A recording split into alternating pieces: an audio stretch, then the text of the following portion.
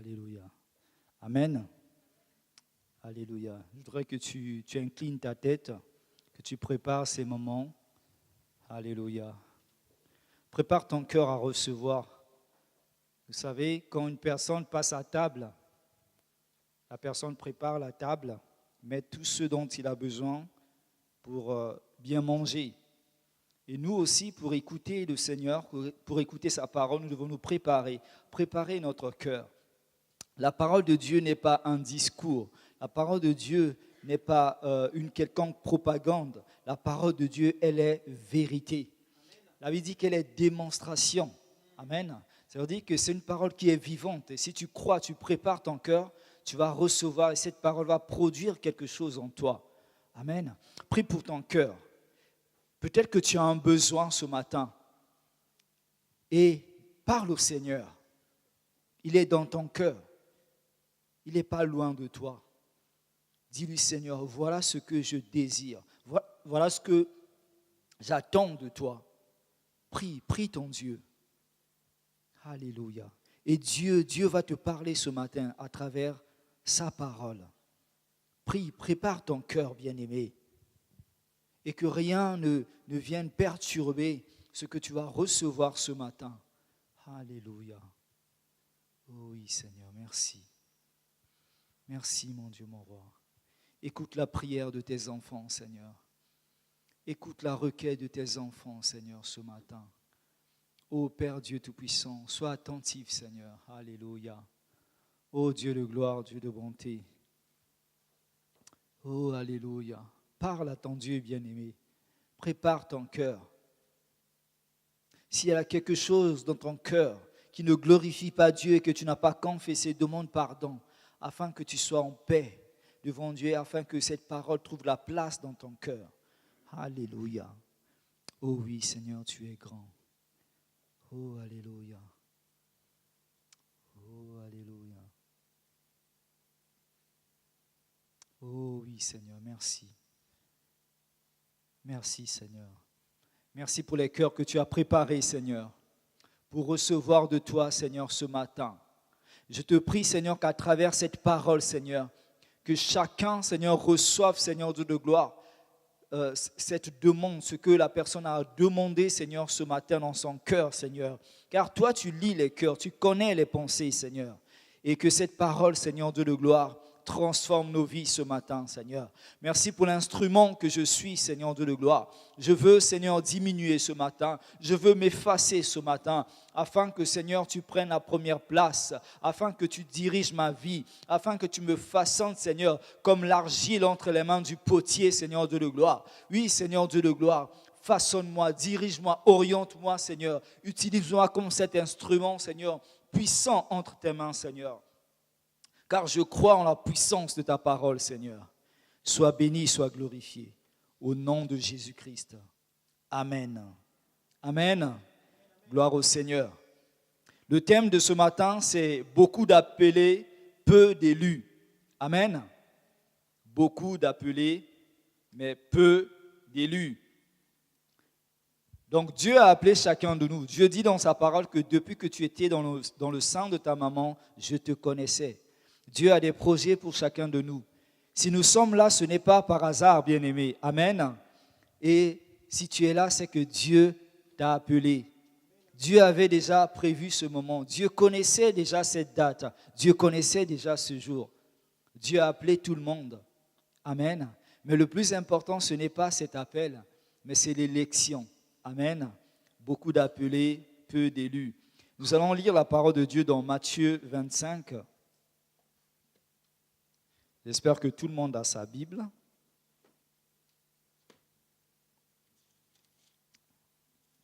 Matthieu 25, à partir du verset 1.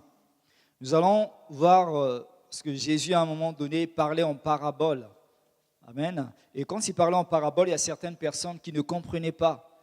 Et à un moment donné, il expliquait aussi aux disciples. Donc c'est une façon de présenter sa mission, c'est une façon de présenter le royaume de Dieu pour que les gens comprennent par rapport à leur vie de tous les jours. Donc Jésus parlait régulièrement en parabole aussi. Et ce matin, nous allons lire la parabole des 10 vierges. Amen. dans Matthieu 25 à partir du verset 1.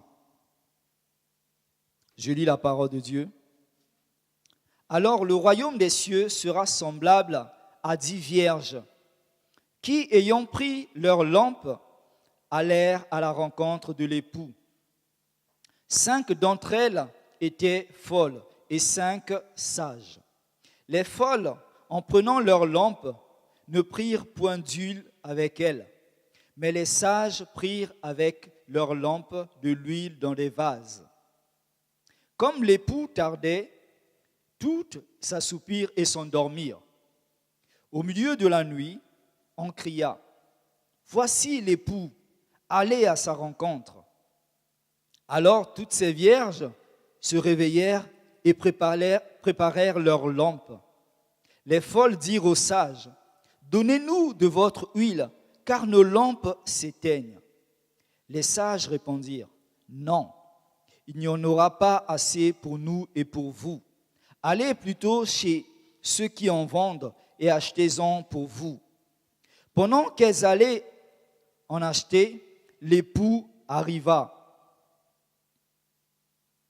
Elles, celles qui étaient prêtes, entrèrent avec lui dans la salle des noces et la porte fut fermée. Plus tard, les autres vierges vinrent et dirent, « Seigneur, Seigneur, ouvre-nous. » Mais il leur répondit, « Je vous le dis en vérité, je ne vous connais pas. Veillez donc, puisque vous ne savez ni l'heure, ni le jour, ni l'heure. » Amen. Ça, c'est la parole de Dieu. Donc, la Bible nous parle de cette parabole. On a 10 vierges dans cette parabole.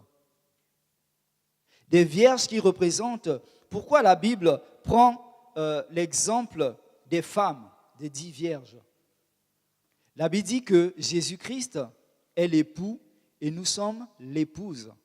Quand je dis ces femmes, ça veut dire que ça représente l'Église de Christ. Amen. L'Église de Christ. Nous sommes l'épouse de Christ. Et Jésus viendra nous chercher. Quand on parle de l'Église ici, il faut savoir aussi qu'il y a 2 églises. Il y a l'Église locale, l'Église que nous sommes, l'Église Parole de Dieu, que vous voyez ici, mais il y a l'Église universelle. Donc là, les 10 vierges représentent l'Église universelle, l'Église que Jésus viendra chercher. Cette Église qui est composée de tous les croyants, tous les chrétiens du monde entier. Ça, c'est le corps du Christ. C'est l'Église dont la Bible parle. Et nous voyons dans l'Église que tous sont appelés, mais il y aura peu d'élus. Amen. Peu d'élus. Et toi, est-ce que tu seras parmi ces élus-là? C'est la question que tu dois te poser. Donc ces vierges étaient là, elles avaient une promesse. Elles se sont préparées pour la cérémonie, parce que l'époux devait arriver. Donc chacune avait une lampe. Et cette lampe était alimentée par de l'huile. Donc l'huile représente la provision. Et vous savez, moi aussi à un moment donné, en Afrique, j'ai vu qu'il y avait des délestages et on avait des lampes lucioles où on alimentait avec du pétrole. Donc, au moment où il n'y avait plus de pétrole, la flamme s'éteignait. Et quand on rajoutait du pétrole, la flamme prenait de l'ampleur et la salle était illuminée. Amen. Donc, l'huile, c'est ça qui entretient notre lampe. Amen. Donc, ces femmes avaient tous des lampes. Mais il y en avait qui étaient sages.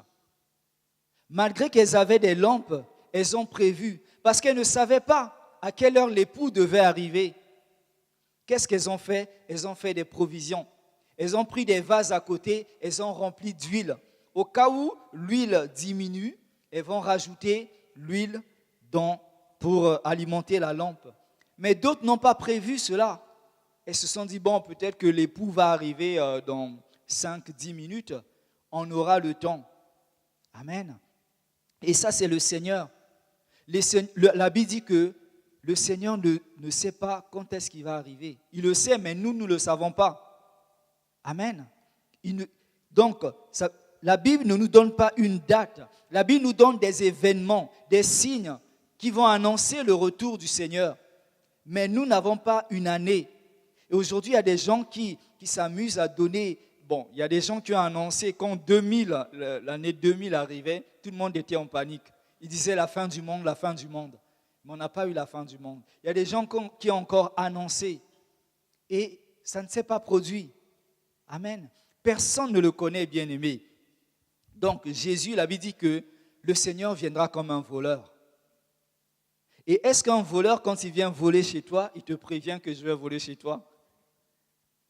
Et il y a une sœur qui m'a dit aujourd'hui qu'on a volé son téléphone. Mais est-ce que cette personne lui a dit, Madame, je vais voler votre téléphone aujourd'hui? Non. Et le téléphone est parti. C'est cela, le voleur. Quand il vole, il ne prévient pas. Et vous êtes surpris. Amen. Et voilà la façon dont le Seigneur va arriver. Mais nous sommes prévenus par la parole de Dieu. Et d'autres qui n'ont pas eu cette sagesse de prévoir, de mettre l'huile de côté. Amen. Il n'y a pas de seconde chance, bien-aimés.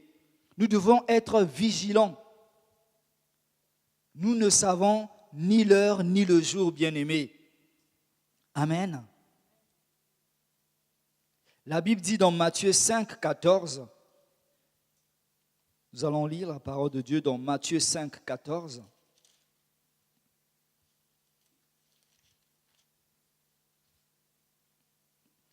Vous êtes la lumière du monde.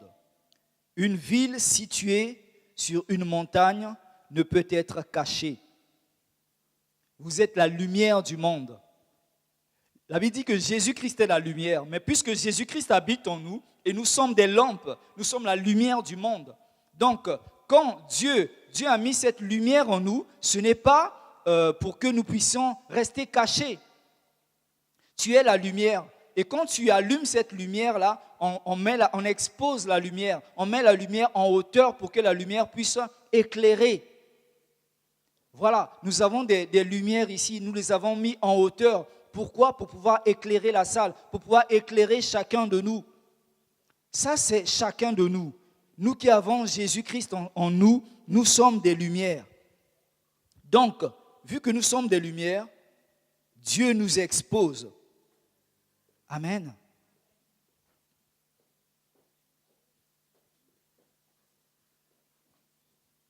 Vous êtes la lumière du monde. Une ville située sur une montagne ne peut être cachée.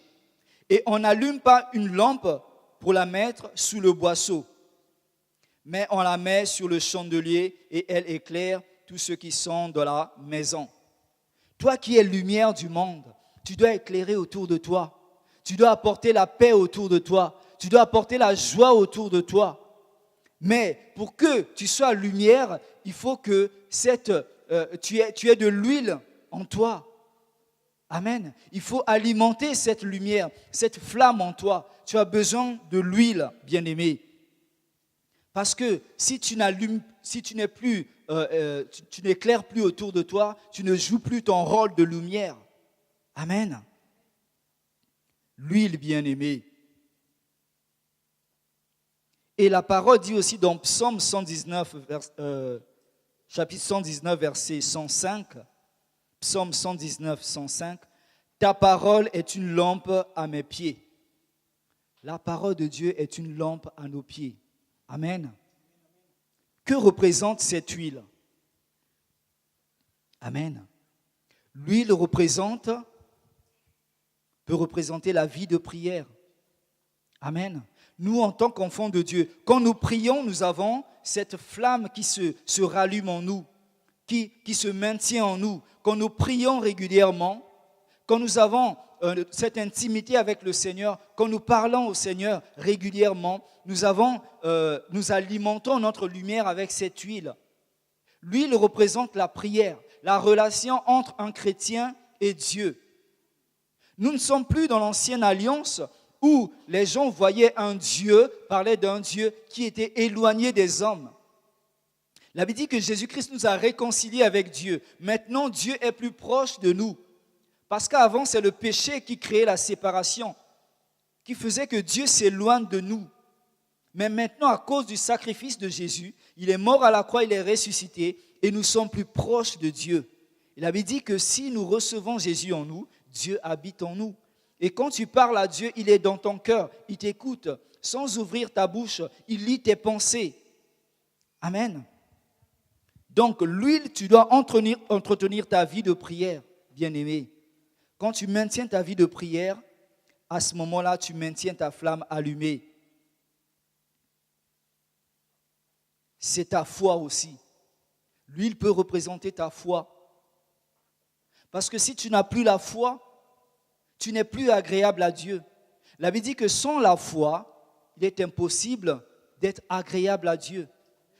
Quand tu t'approches de Dieu, tu dois croire que Dieu existe et tu dois croire qu'il apporte la solution à ton problème.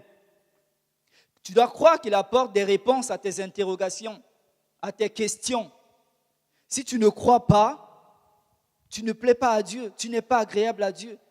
Dieu, quand tu t'approches de lui, ce qu'il regarde d'abord, c'est ton cœur, c'est ta foi, ton attitude. Si tu t'approches de lui avec humilité, avec sincérité de cœur. Souvenez-vous de Jésus, quand les gens s'approchaient de lui, qu'est-ce qu'il disait? Que veux-tu que je fasse pour toi? Il voulait que les gens expriment leurs besoins, alors qu'ils connaissaient déjà le besoin. Et à la fin, qu'est-ce qu'il disait? Ta foi t'a sauvé, ta foi t'a guéri. Et c'est ta foi, bien-aimée, qui va résoudre ton problème. Si tu n'as pas la foi en Dieu, il n'y a pas de solution miracle. Il y a des gens qui viennent à Dieu comme un distributeur automatique, comme on le dit. Tu te sers et puis tu pars. Ou bien tu t'approches de Dieu, des fois tu ne reçois pas et tu te poses des questions. Mais pourquoi l'autre a reçu? Pourquoi moi je n'ai pas reçu? Est-ce que tu as ouvert ton cœur? Est-ce que tu as cru en Dieu? Est-ce que tu crois que Dieu peut apporter la solution à ton problème? Est-ce que tu crois que Dieu peut te guérir de ta maladie? Est-ce que tu crois que Dieu peut t'aider? Dieu peut te soulager? C'est ça, bien-aimé. Quand tu t'approches de Dieu, tu sais que j'ai tout en Dieu. Je possède tout. La Bible dit que nous avons tout pleinement en Jésus-Christ. Donc quand tu viens en Dieu, tu as l'assurance que c'est mon papa et il me donne tout ce dont j'ai besoin. Quand un enfant vient voir son père ou sa mère, l'enfant vient, il sait que par exemple c'est Noël, j'aurai mon cadeau. Et il y a des enfants, quand ils regardent les fiches publicitaires, là, il y en a qui cochent plusieurs cadeaux. Même si son père n'a pas les moyens, il va tout cocher. Je veux ça, ça. Même 50 cadeaux, il va choisir. Amen. Parce qu'il a confiance en ses parents. Et nous devons avoir plus confiance en Dieu. Il dit dans sa parole que vous qui êtes de ce monde, vous savez donner de bonnes choses à vos enfants. Mais à combien plus forte raison, moi qui suis dans le ciel, il va vous donner le meilleur, bien-aimé. Le plus important, c'est votre foi. Donc, l'huile représente aussi notre foi. La vie de prière, la foi, l'engagement dans la maison de Dieu. Amen. Vous savez, dans cette histoire, ces 10 vierges-là, moi je crois qu'à un moment donné, celles qui étaient folles, qui n'avaient pas prévu l'huile, se disaient peut-être que les autres vont nous aider. Les autres vont nous donner un peu d'huile. C'est comme ça aussi que nous sommes dans la maison de Dieu. On se dit que je n'ai pas besoin de prière, je n'ai pas besoin de faire des efforts. L'Église prie déjà pour moi. L'Église fait déjà des réunions. Donc moi, je fais partie de l'Église. Si Jésus vient, si l'époux vient, je serai enlevé. Non, bien-aimé. Le salut, c'est quelque chose de personnel. C'est quelque chose d'individuel. Tu es là, ce n'est pas pour ton voisin, c'est pour toi-même que tu es là. Tu n'es pas là pour ton mari, ni pour ta femme, ni pour tes parents, ni pour tes enfants. C'est chacun pour soi, bien-aimé. Et les autres ont refusé de prêter de l'huile aux folles. Et quand elles sont allées acheter, c'était trop tard. Donc quand tu es dans la maison de Dieu, quand tu t'approches de Dieu, c'est ta relation personnelle avec Dieu. Amen. Les pasteurs ne sont là que pour vous aider. Moi, je suis contre les pasteurs qui disent qu'il il faut passer par eux pour rencontrer Dieu. Ça, c'est faux. Ce n'est pas biblique, bien-aimé. Nous, on doit être là pour aider les gens, pour leur dire comment s'approcher de Dieu, comment parler à Dieu, comment demander à Dieu. Amen. Nous ne sommes pas un passage obligatoire. C'est Jésus le chemin obligatoire. Amen. Il dit, sans moi, vous ne pouvez pas aller vers le Père. Il est le chemin. Amen. Donc nous sommes là pour aider les gens. Mais les gens doivent faire leur part. Fais ta part dans la maison de Dieu. Fais ta part dans la vie communautaire. Dieu t'a placé dans une église. Viens aux réunions. Sois enseigné par la parole de Dieu. Mène cette vie de prière, cette vie de louange, cette vie d'adoration. Même si tu es à la maison, entretiens ta flamme. Entretiens ta flamme personnelle. La Bible dit que si tu crois au Seigneur Jésus, tu seras sauvé, toi et ta famille. Amen. Mais ce n'est pas une raison pour toi de baisser les bras, de croiser les bras, dire que ma femme ou mon mari prie pour moi, mes parents prient pour moi, je ne vais pas faire d'efforts. Non, tu seras surpris, bien-aimé. Tous sont appelés, il y a peu d'élus. Amen. Il faut que tu sois parmi ces élus. La parole de Dieu. L'huile aussi, c'est la parole de Dieu. Lire la parole de Dieu.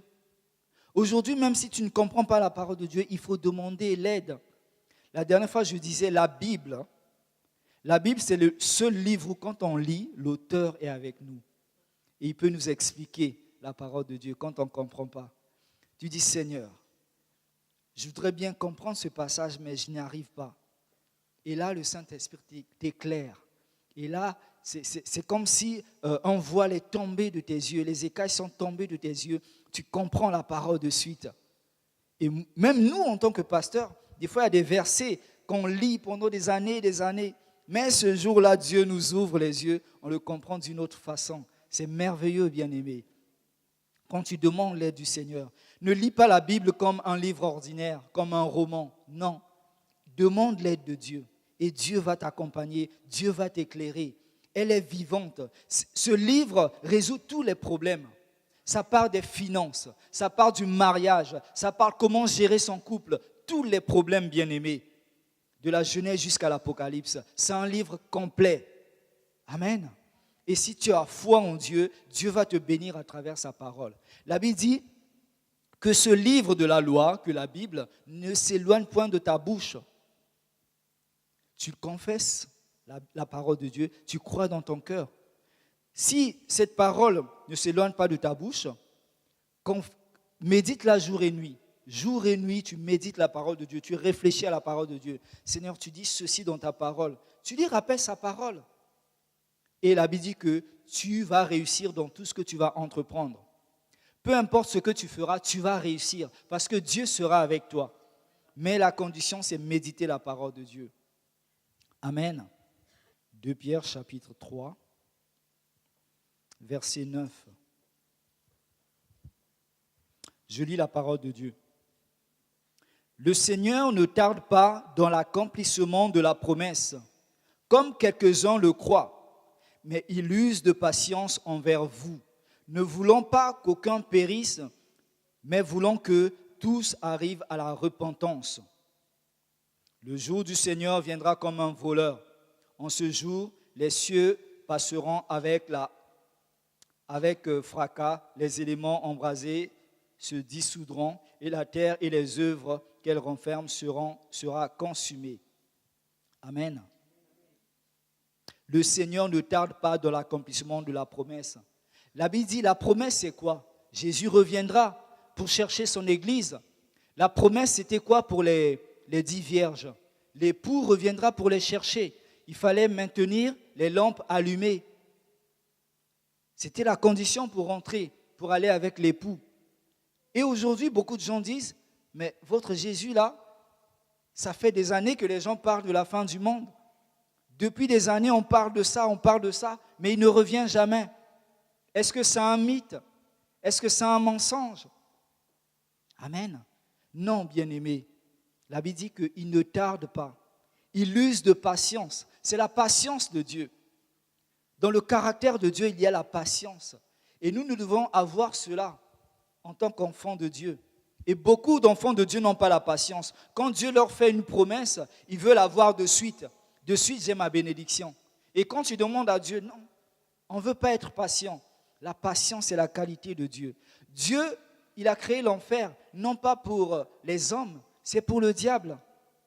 Mais c'est dommage parce que certaines personnes iront en enfer. Ce n'est pas la volonté de Dieu, c'est leur choix. La Bible dit que Dieu veut que tous parviennent à la repentance, que tous se répandent de leurs péchés et qu'ils aient le salut en Jésus-Christ. Et malheureusement, beaucoup n'ont pas cette patience. Et la Bible dit, le jour du Seigneur viendra comme un voleur. Amen. Donc Dieu patiente encore. Dieu patiente encore parce que nous devons évangéliser. Nous devons parler de Jésus autour de nous. Nous devons annoncer la parole de Dieu. Il y a beaucoup de personnes qui ont besoin d'écouter cet évangile. Il y a beaucoup de personnes qui ont besoin d'écouter cette vérité. Il y a beaucoup de gens qui vivent sous l'emprise de la maladie, sous l'emprise de l'alcool, de la drogue, qui sont dans l'occultisme, que Dieu a besoin de les délivrer, de les sortir de là et de les emmener des ténèbres à la lumière. Et nous sommes des lumières. En nous déployant dans cette vie, dans le monde entier, nous allons annoncer cette parole. Nous allons les éclairer à travers la parole de Dieu. Amen. Nous devons être prêts pour cela, bien-aimés. C'est pour cela que Jésus a fait de nous des lampes. Alléluia. La Bible dit dans Luc 18, 8, « Si Jésus revient, trouvera-t-il la foi sur terre ?» Alléluia. Et l'époux est revenu, les 5 autres n'avaient pas l'huile, il leur manquait la foi. Donc si Jésus revient aujourd'hui, beaucoup vont perdre la foi. Beaucoup sont désespérés aujourd'hui. Pourquoi? Parce qu'ils se disent que, oui, mais ça tarde, Jésus tarde, Jésus tarde. Mais ne pense pas seulement à toi, pense aux autres qui ne connaissent pas le Seigneur. Pense aux autres qui doivent être à côté de toi, au paradis. C'est ça l'amour de Dieu. Nous devons avoir le cœur de Dieu. Le cœur de Dieu, c'est sauver des âmes aussi. Et nous devons porter cette responsabilité, chacun de nous. Voilà la responsabilité, voilà la mission. Amen. Nous devons entretenir notre foi.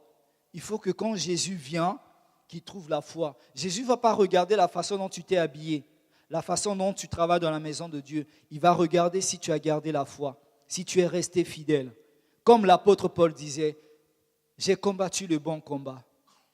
J'ai accompli ma tâche. Il est allé jusqu'au bout. Et il disait cela avec assurance parce qu'il a accompli la mission et il savait qu'il devait partir. Mais nous avons encore beaucoup de choses à faire. Et je voudrais que tu penses aussi à ta vie, à ce que tu as déjà fait dans la maison de Dieu, à ce que tu as déjà fait pour le Seigneur. Depuis que tu connais Dieu, qu'as-tu déjà fait pour Dieu? Regarde, imagine un peu ce que Dieu a déjà fait pour toi. Plusieurs fois, il a pourvu à tes besoins, il t'a nourri, tu as eu des vêtements, tu as eu un compte où tu avais de l'argent, il t'a épargné de la mort, des gens qui ont voulu peut-être te tuer, il t'a épargné des accidents et tout. Tout ça, tu te dis que c'est de la chance. Non, Dieu est là, il veille sur toi parce qu'il t'aime. Mais toi, en retour, qu'est-ce que tu as déjà fait pour Dieu? Réfléchis à cela, bien-aimé. Réfléchis à cela. Dieu t'aime. Alléluia. 2 Timothée chapitre 3.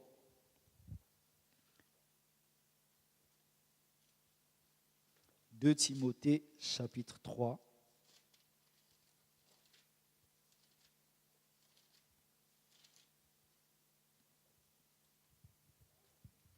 À partir du verset 1. « Sache que dans les derniers jours, il y aura des temps difficiles, car les hommes seront égoïstes, amis de l'argent, fanfarons, hautains, blasphémateurs, rebelles à leurs parents, ingrats, irréligieux, insensibles, déloyaux, calomniateurs, intempérants, cruels, ennemis des gens de bien, traîtres, emportés, enflés d'orgueil, aimant le plaisir plus que Dieu, ayant l'apparence de la piété, mais reniant ce qui ont fait la force. Éloigne-toi de ces hommes-là. La Bible dit dans les derniers temps, quand l'heure du Seigneur va s'approcher, il y aura des temps difficiles. Amen. Il y a des chrétiens qui disent, mais pasteur, c'est difficile, c'est dur. Mais c'est dans cette difficulté-là où tu t'affaiblis que la puissance de Dieu va s'accomplir.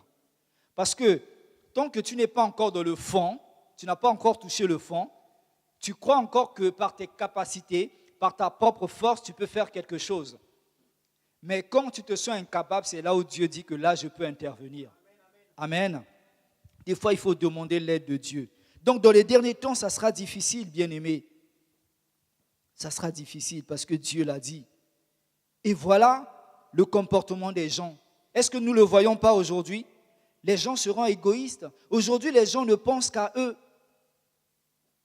Quand nous voyons, par exemple, je regarde par exemple dans les supermarchés, tout ce qui va à la poubelle.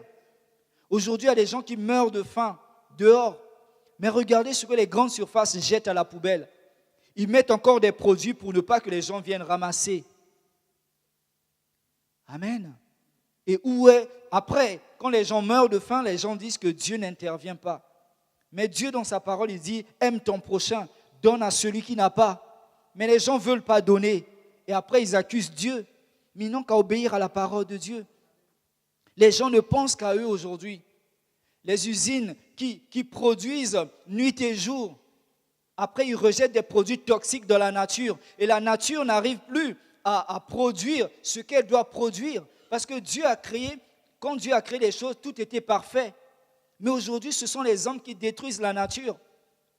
Malgré que Dieu a donné la sagesse, l'intelligence aux hommes, on utilise cette intelligence pour détruire encore la nature. Amen. C'est un danger, bien-aimés. Faisons attention. Les hommes sont devenus égoïstes. Regardez les causes des guerres aujourd'hui dans le monde. Ce sont les intérêts économiques. Les gens cherchent l'argent. Les gens cherchent le pouvoir. On est prêt à sacrifier des vies humaines parce qu'ils n'ont pas l'amour de Dieu. Ils ne connaissent pas Dieu. Dieu dit, tu ne tueras point. Et Dieu ne peut pas encourager les guerres, bien-aimés. Dieu n'est pas à l'origine de ces choses. C'est la méchanceté des hommes. C'est l'égoïsme des hommes. Les gens sont amis de l'argent. On cherche l'argent, bien-aimé. Fanfaron, hautain, blasphémateur. Les gens blaguent même avec le nom de Dieu. Alléluia. Rebelles à leurs parents. Et aujourd'hui, c'est malheureux de voir des enfants qui ne respectent plus leurs parents. La Bible dit, enfants, obéissez à vos parents. Amen. C'est un ordre du Seigneur. Pour que tu vives longtemps, il y a une promesse. Pour que tu sois heureux, que tu vives longtemps, obéis à tes parents. Alléluia. Insensible. Aujourd'hui, nous ne sommes plus sensibles à la peine de l'autre. Nous ne sommes plus sensibles à la souffrance de l'autre. Quand l'autre souffre à côté de nous, on est insensible. On est incapable de l'accompagner dans la prière. Non, bien-aimés. Portons-nous les fardeaux les uns les autres. Quand l'autre est dans la difficulté, tendons-lui les bras, tendons-lui la main, soutenons-nous les uns les autres. La Bible dit que celui qui est faible soutient, celui qui est fort soutient le faible. Amen. Donc voilà toutes ces qualités que nous voyons aujourd'hui. Et ça montre que nous sommes vraiment dans les derniers temps. Amen. 1 Pierre 5, 8.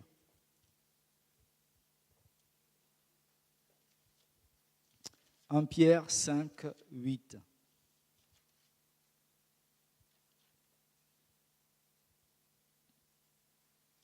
Soyez sobres, veillez.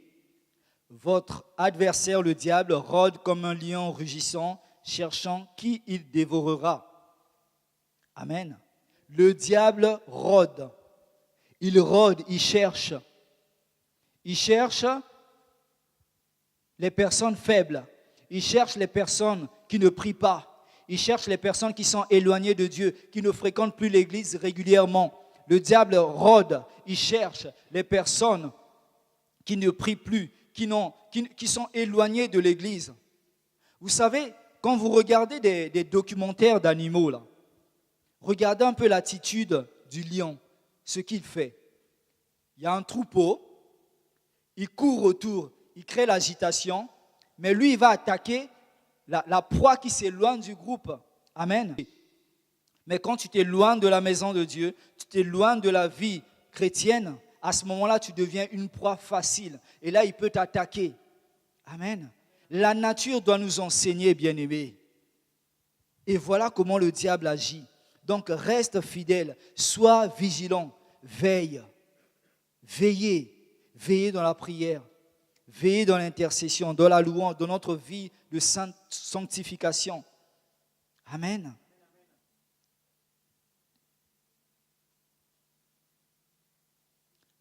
Il y a plusieurs choses qui peuvent nous empêcher de maintenir notre lampe allumée. Le but, c'est ça, maintenir sa lampe allumée, rester la lumière du monde comme la Bible dit que nous sommes. Le manque de relation permanente avec Dieu. Dieu, ce qu'il désire, c'est qu'il puisse avoir une relation personnelle avec toi. Là, nous avons une relation collective avec Dieu. Mais chacun de nous doit avoir cette relation personnelle. Si tu ne sais pas, cherche Dieu. Pose-lui des questions. Ce n'est pas un Dieu loin, il est près de toi, plus que tu ne le penses. Pose des questions. Seigneur, je veux avoir cette relation avec toi. Et tu verras. Dieu, ce n'est pas un Dieu de favoritisme. Dieu ne parle pas qu'aux hommes de Dieu, même aux chrétiens, même à la personne qui a reçu le Seigneur aujourd'hui. Il peut vivre de grandes choses, même plus que le pasteur. Dieu ne fait pas de favoritisme. Dieu fait comme il veut. Il donne les dons spirituels à qui il veut. Alléluia. Donc, tu dois avoir cette relation permanente et personnelle avec Dieu. Ça doit être constant. Pas aujourd'hui, comme un yo-yo. Aujourd'hui, ça ne va pas. Quand tout va bien, je suis avec le Seigneur, je loue le Seigneur, je danse. Quand ça ne va pas, je tire la gueule, je fais la tête au Seigneur. Non, on ne se fâche pas avec Dieu, bien-aimé. Tu seras toujours perdant. Amen. Au contraire, quand tout va mal, réfugie-toi dans la parole de Dieu. Il est là pour te consoler. La Bible dit qu'il est le consolateur. Alléluia. Le manque de vie de prière et de méditation de la parole de Dieu. Ça peut éteindre aussi cette flamme. Ça peut éteindre ce feu que Dieu a mis en chacun de nous. Nos problèmes aussi. Amen. Nos problèmes. Des fois, nous, enfants de Dieu, tout le monde a un problème, a un besoin. Il y a un problème qui le tracasse. Amen. Voilà, tout le monde a un problème. Mais plus tu penses à ce problème, plus ce problème occupe ta pensée, c'est comme si ce problème prenait la place de Dieu. Et c'est ce que Dieu ne veut pas. Dieu veut t'aider à résoudre ce problème. S'il y a un problème, sache qu'il y a la solution. Problème égale solution.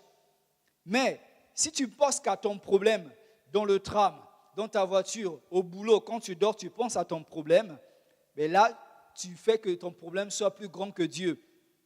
Ne regarde pas à ton problème. Minimise ton problème et tu verras que Dieu est plus grand que ton problème. Amen. Dieu nous a donné les capacités, les moyens, la clé pour résoudre les problèmes. Il est là. Mais nous donnons trop de l'importance aux problèmes. Parce que quand tu penses aux problèmes, à un moment donné, même autour de toi, il y a des gens qui te disent bonjour, tu ne réponds même plus. Moi, des fois, je ne comprends pas. Dans les transports en commun, on dit bonjour aux gens. Il y en a qui ne répondent pas. Il y en a qui sont là, ils tirent la gueule. Mais c'est un bonjour. Que veut dire bonjour? Bonne journée. Et ils sont là. Des fois, on n'a pas besoin d'avoir une vision ou un discernement pour savoir que cette personne ne va pas bien. Il y a des gens, tu regardes leur visage, mais ça ne va pas du tout. Et d'autres, c'est comme s'ils ont un poids spirituel sur la tête, la façon de marcher, la façon de regarder les autres. Non, les gens ont besoin de l'amour de Dieu, bien-aimé. Amen. Même si la personne ne répond pas, continue à dire bonjour, bonne journée monsieur, bonne journée madame. Amen. Nos problèmes, nos inquiétudes ne doivent pas prendre la place de Dieu. Ça ne doit pas étouffer notre relation avec Dieu. Ça ne doit pas nous empêcher de venir dans la maison de Dieu. Nos occupations aussi. Tu peux être chargé. Ah oui, j'ai trop le temps, je n'ai pas le temps de venir à l'église. Il y a mon entreprise, il y a mes affaires, il y a les voyages, il y a mon travail, ceci, cela et tout. Il faut donner du temps à Dieu, bien-aimé. Ça, c'est un danger. Ça, c'est un danger. Il faut prier pour ça. Seigneur, je veux que tu puisses alléger mon planning. pour que je sois disponible dans ta maison. Amen. Donc voilà ce que je tenais à vous partager ce matin. Que vraiment nous soyons vigilants, que nous soyons prudents, parce que tous sont appelés, mais il y a peu d'élus. Et nous devons, chacun de nous, être parmi ces élus. Ça, c'est le désir de Dieu. Mais Dieu ne force personne. Dieu respecte notre libre arbitre. Dieu respecte notre choix. Mais il peut nous aider dans notre choix. Amen. Que vraiment le Seigneur vous bénisse à travers cette parole et vraiment mettez cette parole en pratique. Prions le Seigneur. Seigneur, je te bénis, je te rends grâce pour cette parole, Seigneur. Car tu nous as encouragés, tu nous as exhortés à travers cette parabole des 10 vierges.